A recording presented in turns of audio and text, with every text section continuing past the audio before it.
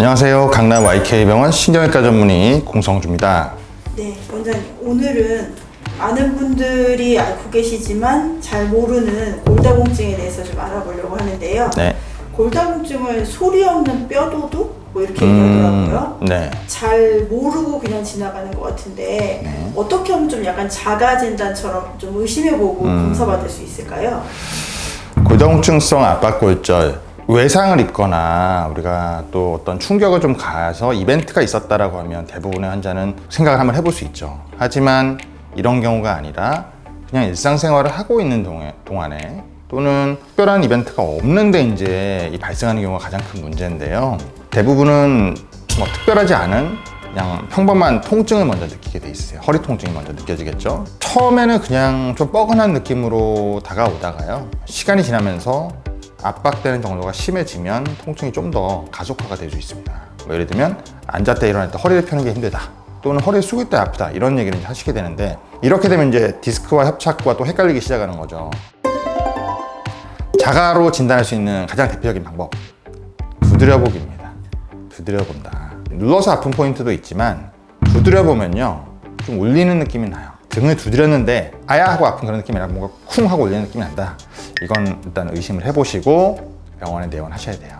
65세 넘으신 어르신들은 1년에 한 번씩 골다공증 검사를 할 수 있으니까 검사를 꼭 받아보세요. 그래서 내 뼈의 평소 상태가 어떤지, 내가 뼈가 골다공증이 있는 건지 아니면 골감소증인지 정상인지를 아신 다음에 이 상황에 맞춰서 어느 정도 좀 대비를 하시고, 특히 골다공증이 있는 어르신이라면 통증이 2, 3일 계속 간다 라고 했을 때는 자발적으로 뼈가 내려앉아서 이게 있는지는 아닌지 이런 건 병원에 내원하셔서 검사해 보시기 바랍니다.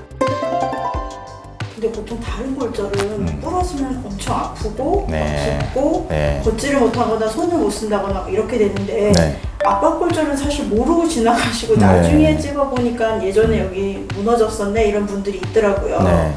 왜 이런 걸까요? 우선 골절이라고 진단 내리는 기준이 조금 다르다는 건데요. 보통 우리가 골절하면 뼈가 있으면 뭐 손가락 골절 그러면 똑 부러진 걸 항상 생각하시잖아요. 근데 압박골절이라고 하는 것은 특히 뼈가 이렇게 두동강이 났다는 걸 꼭 뜻하지는 않아요. 충격을 받아서 겉에 있는 뼈와 속에 있는 뼈의 재질이 좀 다른데, 속에 있는 뼈의 재질 안에 있는 이 골수라고 말하는 이 부분에 붓기가 발생하면, 부종이라고 말하죠. 붓기가 발생을 하면 이제 MRI상에서 좀 다른 소견을 보이게 되는데, 이때 우리가 압박골절이 있다라고 급성 압박골절이라고 진단을 하거든요. 뼈 자체가 정말 내려앉지 않아도 충격만 받아서 그 안에 변화가 있는 분들은 사실 차이가 없다라고 느낄 수도 있어요. 이게 한 가지고, 처음에 쿵 충격을 받아서 찌그러지는 그 순간이 아픈 확률이 가장 많지만, 그 다음에 이게 아주 서서히 진행을 하면 사실 환자는 그냥 적응을 할 수 있는 시간이 있거든요. 점점 내려앉아서 이제 뭔가 자극이 좀 많이 됐대.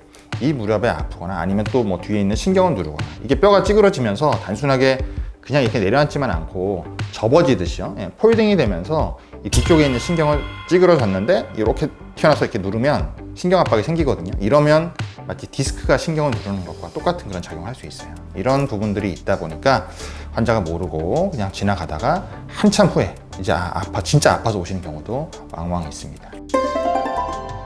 압박골절이 일어났거나 아니면 우연한 기회에 골다공증 검사를 했는데 내가 뭐 감소증이나 다공증이었을 때 네. 보통 요즘의 치료 추세는 주사인가요? 약인가요?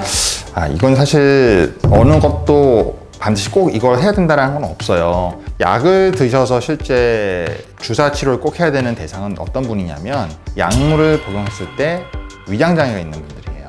칼슘약을 복용하셨을 때 이 소화가 안 되는 증상이 나타나는 것처럼 이 약을 드셨더니 속쓰림이나 뭐 이런 다른 위장장애가 생겨서 약 드시기 어려운 분들이 꽤 있거든요. 또는 이제 약을 삼키는 게 힘드신 분들이 있어요. 이런 분들은 주사제를 반드시 쓰셔야 됩니다. 그러지 않은 분들은 물론 약물을 먼저 드시는 걸로 해볼 수는 있어요.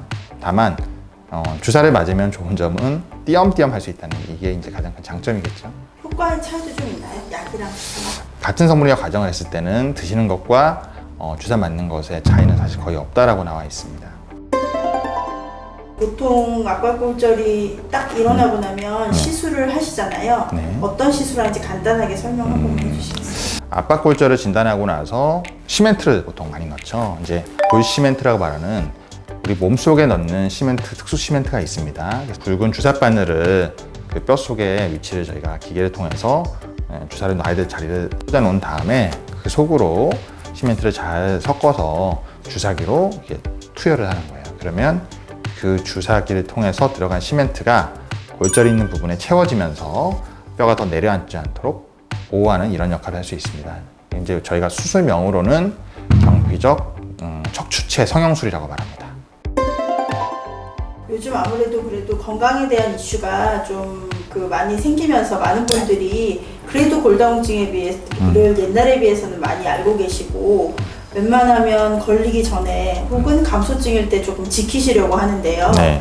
그럼 원장님이 제안하시는 평소에 좀 이렇게 뼈를 단단하게 만들 수 있는 생활 습관이나 네. 내가 지킬 수 있는 예방법 어떤 게 네. 있을까요? 우선은 골밀도 검사를 정기적으로 하는 것이 가장 중요할 것 같고요. 첫 검사를 너무 미루지 마시고 시작하시는 게 맞을 것 같아요. 65세가 꼭 되지 않으셨더라도 가족력이 좀 있으시거나 아니면 좀 폐경이 일찍 오시거나 몸이 좀 유난히 마르신 분들, 다이어트를 심하게 하셨던 분들, 이 뼈의 밀도가 낮을 확률이 굉장히 높습니다. 이런 분들은 좀 조기에 검사를 좀 해보시는 게 좋겠고요. 검사상에서 이제 정상인 분도 있고, 감소증도 있을 테고, 골다공증도 있을 텐데, 감소증에 해당되는 분들은 이제 칼슘과 비타민 D 섭취가 중요해요. 우리 몸에 뼈를 만드는 재료 중에 하나거든요. 비타민 D는 사실 태양을 통한 이 광합성으로 저희 표현하는데 빛을 이제 받는 이 과정이 사실 필요한데요. 생각보다 굉장히 이 강한 햇볕이라서 그걸 만족할 만한 정도로 할 수 있는 분들이 별로 없으실 거예요. 그래서 칼슘과 비타민 D가 이제 섞여 있는